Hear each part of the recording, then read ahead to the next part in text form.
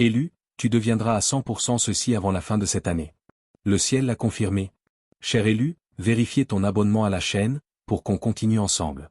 Une vérité qui dérange. Élu, il y a des mots qui ne passent pas par l'intellect. Ils contournent la logique. Ils descendent plus bas. Là où personne ne t'a jamais vraiment parlé. Si tu écoutes ces paroles maintenant, ce n'est pas parce que tu cherchais une vidéo de plus.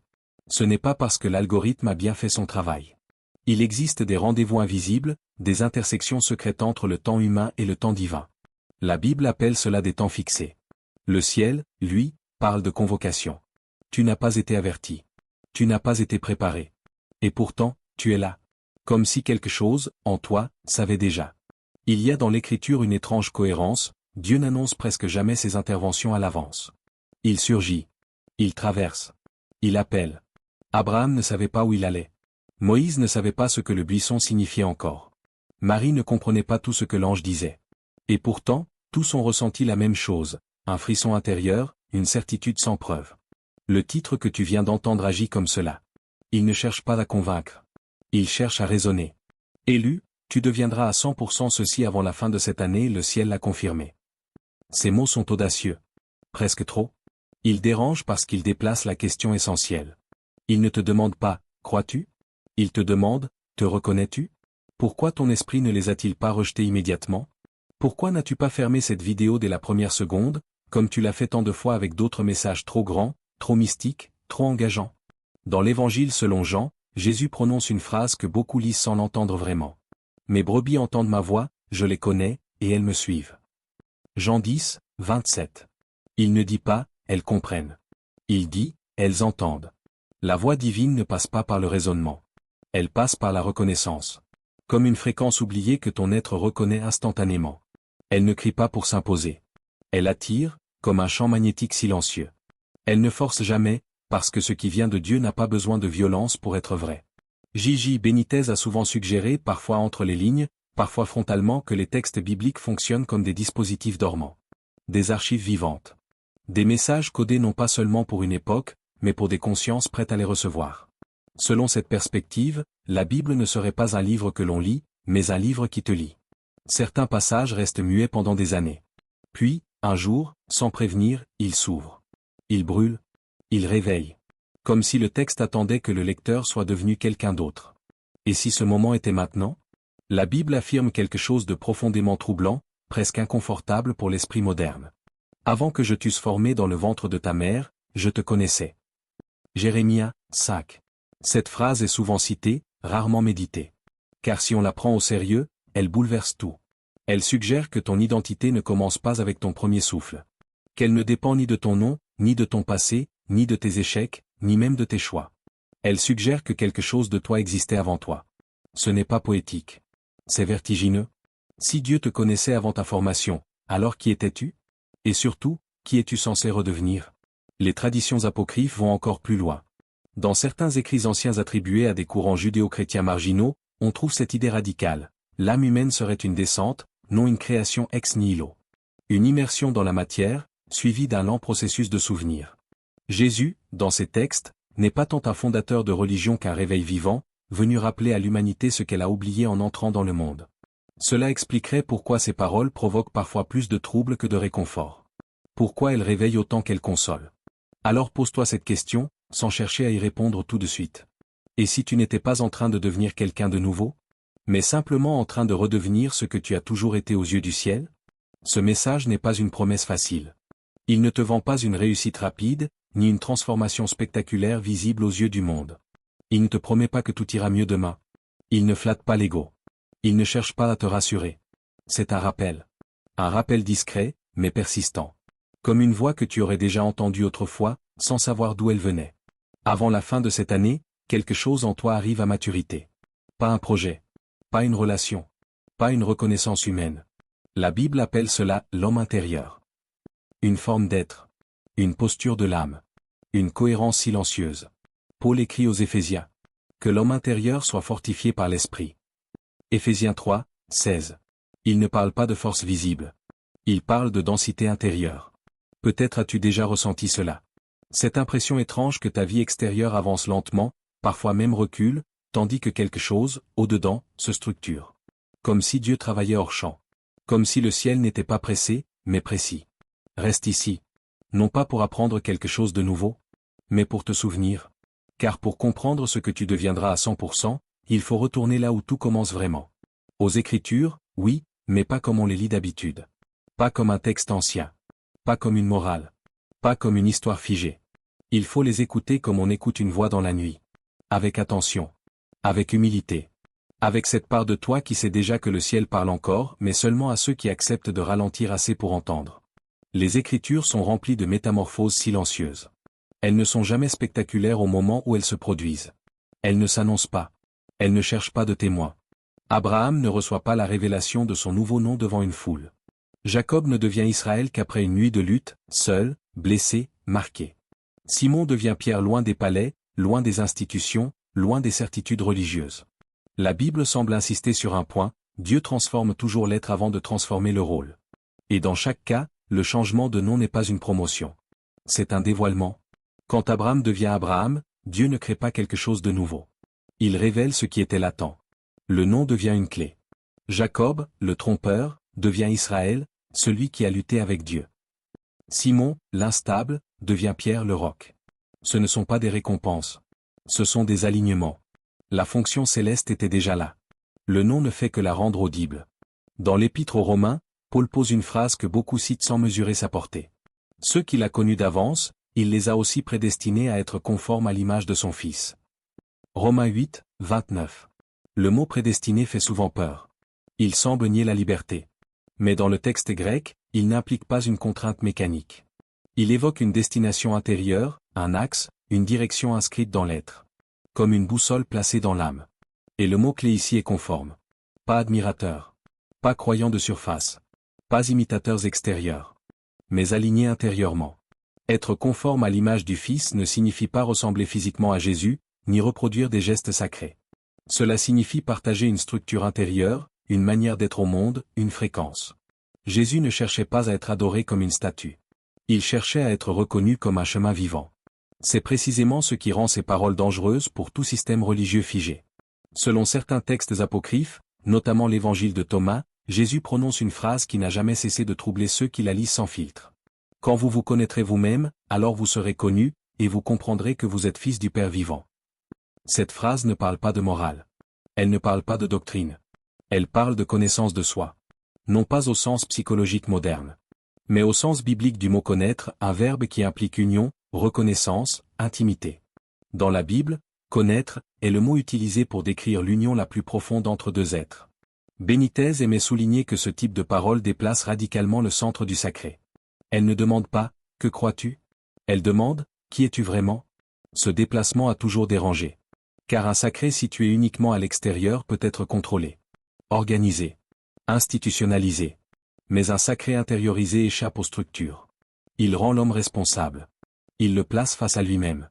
La Bible confirme cette orientation intérieure de manière explicite. Le royaume de Dieu ne vient pas de manière à frapper les regards, car voici, le royaume de Dieu est au-dedans de vous. Luc 17, 20 à 21. Cette déclaration est d'une radicalité absolue. Jésus ne dit pas que le royaume viendra plus tard. Il ne dit pas qu'il est réservé à une élite spirituelle. Il affirme qu'il est déjà là, mais invisible à ceux qui cherchent des signes extérieurs. Alors que devient l'élu, dans cette logique scripturaire ? Certainement pas quelqu'un qui domine. Certainement pas quelqu'un qui accumule du pouvoir religieux. Certainement pas quelqu'un qui brille aux yeux du monde. La Bible est claire, ceux que Dieu appelle pas souvent inaperçus. Ils sont parfois même rejetés. David est le dernier choisi. Joseph est vendu. Jérémie est persécuté. Jésus est crucifié. L'élu ne devient pas spectaculaire. Il devient incarné. Incarné signifie, pleinement présent à ce qu'il est. Aligné entre l'intérieur et l'extérieur. Dépourvu de masque. Dans l'Apocalypse, texte hautement symbolique, il est écrit. À celui qui vaincra, je donnerai une pierre blanche, et sur cette pierre est écrit un nom nouveau. Apocalypse 2, 17. Cette image est souvent mal comprise. La pierre blanche, dans le monde antique, pouvait être un signe d'acquittement, mais aussi un jeton personnel, un objet d'accès, un symbole d'identité. Le nom nouveau inscrit dessus n'est pas destiné à être proclamé. Il n'est pas fait pour être affiché. Le texte précise. Connu seulement de celui qui le reçoit, et de Dieu. Cela signifie que la véritable identité spirituelle n'est jamais publique. Elle n'est pas validée par les autres. Elle n'est pas confirmée par des applaudissements. Elle est intime. Silencieuse. Scellée. Avant la fin de cette année, selon la logique biblique, l'élu, ne reçoit pas un don spectaculaire. Il ne reçoit pas un titre. Il ne reçoit pas une mission visible. Il devient. Mais devenir quoi? Les Écritures suggèrent que l'être humain traverse plusieurs niveaux de maturation. Paul parle de l'homme charnel, de l'homme psychique, puis de l'homme spirituel. Jésus parle de la naissance d'en haut. Les prophètes parlent d'un cœur de chair remplaçant le cœur de pierre. Ce processus n'est pas instantané. Il est progressif. Il est souvent inconfortable. Il passe par des phases de dépouillement. Ce que la Bible appelle « mourir à soi-même » n'est pas une annihilation, mais une désidentification. L'abandon des fausses couches de l'ego. Dans cette perspective, l'élu, devient quelqu'un qui ne vit plus à partir de ses peurs, mais à partir d'une cohérence intérieure. Quelqu'un qui n'agit plus pour être reconnu, mais parce qu'il est aligné. C'est pourquoi Jésus peut dire « Que votre oui soit oui, et que votre non soit non ». Matthieu 5, 37. Ce verset semble simple. Il est en réalité extrêmement exigeant. Il décrit un être unifié, dont l'intérieur et l'extérieur ne sont plus en contradiction. Un être qui n'a plus besoin de se justifier. Pour comprendre ce que devient l'élu, il faut donc dépasser la lettre. La lettre décrit des événements. Le symbole décrit des processus intérieurs. La Bible n'est pas seulement un récit historique. Elle est une cartographie de la conscience humaine en relation avec le divin. Chaque personnage, chaque transformation, chaque changement de nom parle aussi de ce qui se passe en toi, lorsque quelque chose s'aligne. Mais pour entrer dans cette compréhension, il faut accepter de quitter la lecture littérale. Et de franchir la porte du symbole, là où le texte cesse d'être informatif pour devenir initiatique. Dans la Bible, les transformations majeures n'arrivent jamais dans le bruit. Elles ne se signalent pas par des trompettes. Elles ne s'imposent pas par la force. Elles surgissent là où presque personne ne regarde. Dans le désert? Dans la nuit? Dans le silence. Le désert, dans l'écriture, n'est pas un lieu géographique. C'est un état intérieur. C'est l'espace où les repères habituels disparaissent, où les sécurités s'effondrent, où l'homme ne peut plus se définir par ce qu'il possède ou par ce qu'il montre. Le désert dépouille. Il réduit l'être à l'essentiel. C'est pourquoi Dieu y parle. Moïse ne devient pas conducteur du peuple au moment où il quitte l'Égypte, ni même lorsqu'il voit le buisson ardent. Il devient vraiment Moïse après 40 années d'oubli, de solitude, d'anonymat. 40 années où personne ne l'admire, où personne ne le reconnaît, où rien n'indique qu'il est appelé à quoi que ce soit. La Bible semble insister, ce que Dieu prépare est souvent invisible pendant longtemps. Élie, quant à lui, cherche Dieu dans les manifestations spectaculaires. Le feu, le tremblement de terre, la tempête. Mais Dieu n'y est pas. Il se révèle dans ce que le texte hébreu appelle une voix de fin silence. Une expression presque impossible à traduire. Ce n'est pas seulement un murmure. C'est un silence qui parle. Et après le feu, un murmure doux et léger. 1 Roi 19, 12. Symboliquement, cela signifie que plus la conscience s'affine, moins Dieu a besoin de crier. La présence divine devient perceptible non par les sens, mais par une résonance intérieure. Avant la fin de cette année, l'élu, ne vit pas une explosion spirituelle. Il vit un creusement. Un élargissement intérieur qui permet quelque chose de nouveau, être habitable. Paul l'affirme sans détour. Ne savez-vous pas que vous êtes le temple de Dieu, et que l'Esprit de Dieu habite en vous? 1 Corinthiens 3, 16. Ce verset est souvent spiritualisé à l'excès, comme une belle image poétique. Pourtant, dans la pensée biblique, le temple n'est pas un symbole vague.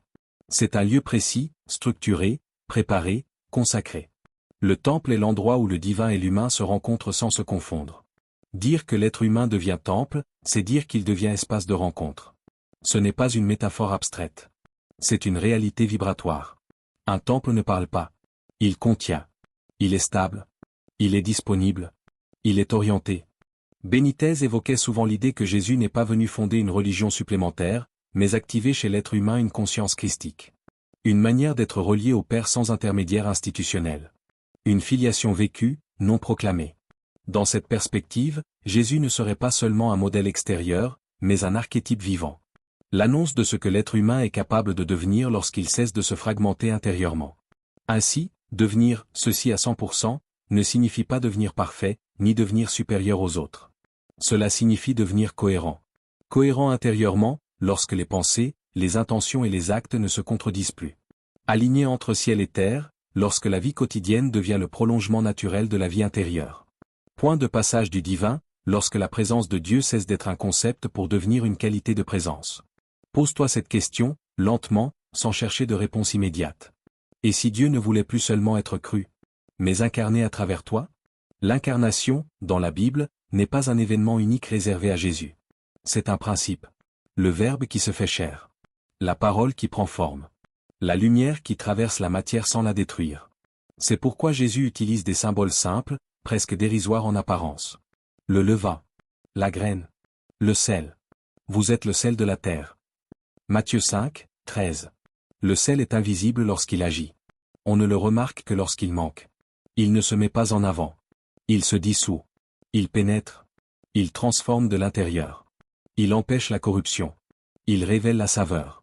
Symboliquement, l'élu, n'est pas appelé à être vu, mais à influencer silencieusement. Sa simple présence modifie l'atmosphère. Sans discours excessif. Sans démonstration. Sans mise en scène. Avant la fin de cette année, l'élu, devient un transformateur silencieux. Sa présence apaise, non parce qu'il donne des réponses, mais parce qu'il est stable. Sa parole est claire, non parce qu'elle impressionne, mais parce qu'elle est juste. Son silence parle, parce qu'il est habité. Ce processus n'a rien de magique. Il ne s'agit pas de pouvoir caché ou de capacités extraordinaires. Il s'agit d'une maturation. Comme un fruit qui atteint son point de justesse. Trop tôt, il est amer. Trop tard, il se gâte. Mais au moment exact, il nourrit. Dans la symbolique biblique, tout est question de temps. De saison. De seuil à franchir. Et lorsque ce seuil est atteint, quelque chose cesse de chercher à l'extérieur. Quelque chose cesse de lutter. Quelque chose cesse de vouloir devenir. C'est alors que s'ouvre une étape plus profonde encore. Alors voici la révélation finale non pas comme une annonce spectaculaire, mais comme une évidence douce, presque dérangeante par sa simplicité. Avant la fin de cette année, l'élu, devient entièrement présent. Pas présent au sens de la performance. Pas présent au sens de l'attention forcée. Mais présent au sens biblique, existentiel, total. Présent à soi, sans se fuir. Présent à Dieu, sans intermédiaire. Présent au réel, sans filtre inutile. La présence est l'un des thèmes les plus profonds et les plus exigeants de toute la Bible. Car être présent signifie renoncer à la dispersion intérieure. Cela signifie cesser de vivre fragmenté entre le passé qui pèse, le futur qui inquiète, et un présent à peine habité. Dans l'Écriture, Dieu se révèle presque toujours au présent. Je suis celui qui suis.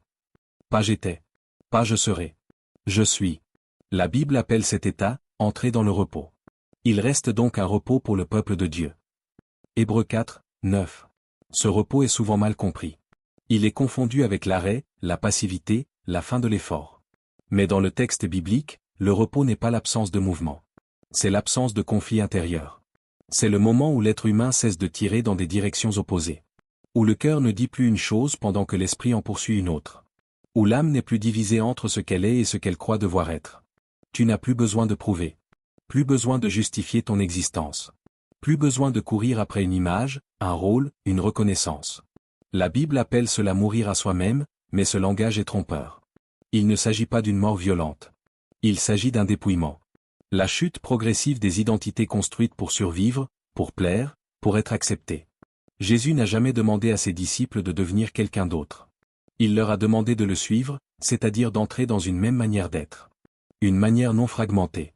Dans l'Évangile selon Jean, il dit « Demeurez en moi, et je demeurerai en vous ». Jean 15, 4. Le mot « demeurer » est central. Il ne signifie pas visiter. Il ne signifie pas croire ponctuellement. Il signifie habiter, rester, s'installer. C'est un mot de stabilité. Demeurer en Dieu, c'est cesser d'aller et venir intérieurement. C'est arrêter de chercher ailleurs ce qui est déjà là. C'est accepter que la présence divine ne soit plus un objectif futur, mais une réalité actuelle. Dans certaines traditions mystiques juives et chrétiennes, on parle de Shekinah, la présence qui demeure. Non pas un Dieu lointain, mais une proximité constante, discrète, presque ordinaire. Une présence qui ne s'impose pas, mais qui soutient tout. Avant la fin de cette année, l'élu, entre dans cette dimension. Non pas parce qu'il a fait assez d'efforts, mais parce que quelque chose en lui a cessé de résister. La résistance est souvent invisible. Elle prend la forme de la peur d'être insuffisant, de la peur d'être vu, ou parfois de la peur inverse, celle d'être réellement soi. Car être pleinement soi implique une responsabilité nouvelle. Celle de ne plus se cacher. Quand la division intérieure cesse, quelque chose de profondément apaisant s'installe. Pas une euphorie. Pas un enthousiasme bruyant. Mais une paix dense. Une paix qui ne dépend plus des circonstances. Jésus dit à ses disciples, « Je vous laisse la paix, je vous donne ma paix. Je ne vous la donne pas comme le monde la donne. » Jean 14, 27. La paix du monde dépend de ce qui va bien. La paix biblique dépend de ce qui est aligné. C'est pourquoi cette paix peut coexister avec des défis, des incertitudes, des responsabilités. Elle n'annule pas la vie. Elle la rend habitable. Dans cette élévation intérieure, Dieu ne te pousse plus. Il ne te presse plus. Il ne te menace plus. Il demeure. Comme une présence tranquille au fond de l'être. Comme un regard qui n'a plus besoin de corriger, mais qui accompagne. Beaucoup de croyants vivent encore Dieu comme une voix qui exige. Une autorité extérieure. Un juge. Mais les Écritures montrent une progression. À mesure que la maturité intérieure grandit, la relation change. La loi extérieure devient une loi intérieure. La contrainte devient une inclination naturelle. Jérémie l'avait annoncé. « Je mettrai ma loi au-dedans d'eux, je l'écrirai dans leur cœur. » Jérémie 31, 33. Quand la loi est écrite dans le cœur, il n'y a plus de lutte. Il y a reconnaissance. L'être agit juste, non par obligation, mais par cohérence. Alors laisse-moi te poser cette question, non pas comme une conclusion, mais comme un miroir. Et si cette transformation avait déjà commencé? Et que ce message n'était que la confirmation du ciel? Peut-être as-tu déjà remarqué certains signes. Une fatigue étrange vis-à-vis de ce qui te passionnait avant. Une perte d'intérêt pour les conflits inutiles. Une attirance pour le silence. Un besoin de vérité simple. Une sensibilité accrue à ce qui sonne faux. Ce ne sont pas des symptômes de retrait. Ce sont des signes de présence croissante. Si ces mots vibrent en toi, ce n'est pas une illusion. La Bible parle souvent de souvenirs plutôt que d'apprentissage. Comme si l'âme reconnaissait ce qu'elle a toujours su. Dans certains textes apocryphes, il est dit que l'oubli est la véritable chute de l'homme, et que le salut est un acte de mémoire. Non pas se souvenir d'un événement passé, mais se souvenir de qui l'on est en profondeur. C'est pourquoi ce message ne cherche pas à t'ajouter quelque chose. Il cherche à retirer ce qui n'est plus nécessaire. Car la lumière invisible n'a jamais cessé de t'habiter. Elle n'est pas apparue aujourd'hui. Elle n'est pas déclenchée par cette vidéo. Tu apprends seulement à ralentir assez, à t'unifier assez, à te taire assez intérieurement, pour la laisser rayonner sans effort, sans peur, sans bruit. Abonne-toi à la chaîne, partage la vidéo et marque j'aime.